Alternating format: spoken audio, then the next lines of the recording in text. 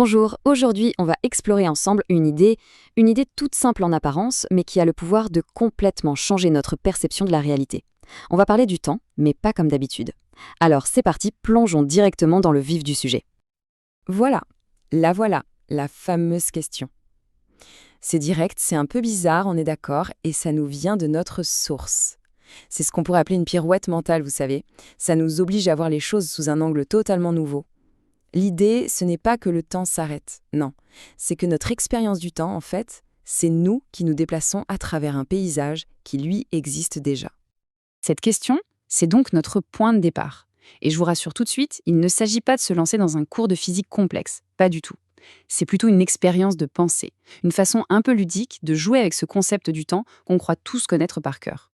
Alors, pour passer de cette question un peu folle à une vision vraiment nouvelle, le meilleur moyen, c'est souvent une bonne analogie, une comparaison qu'on connaît tous. Et c'est justement cette analogie qui va nous guider pour la suite. Et là voilà, notre analogie centrale.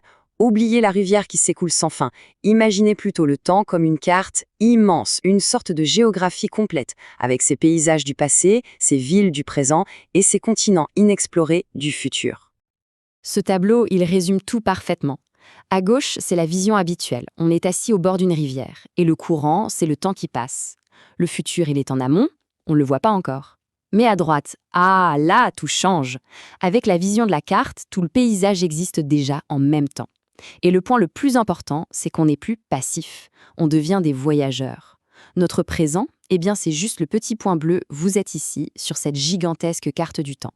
Et bien sûr, toute bonne expérience de pensée soulève des questions assez, disons, amusantes. Parce que si le temps est une carte, est-ce qu'on peut s'y perdre? Et si on se perd, comment on retrouve son chemin? Et voilà, cette citation illustre parfaitement le côté un peu décalé et brillant de cette idée.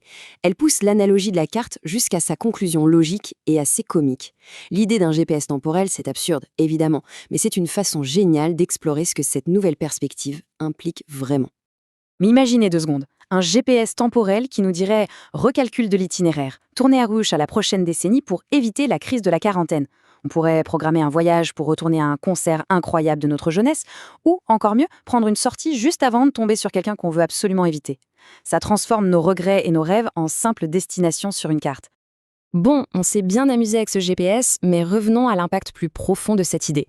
Parce qu'au-delà de l'humour, il y a un vrai changement de perspective qui est assez puissant. Et voilà, on touche au cœur du sujet. En fait, penser le temps comme un paysage, ça nous redonne un sentiment de contrôle, d'action. Le temps n'est plus ce tyran qui nous pousse en avant sans qu'on puisse rien y faire. Il devient un territoire, un domaine de possibilités.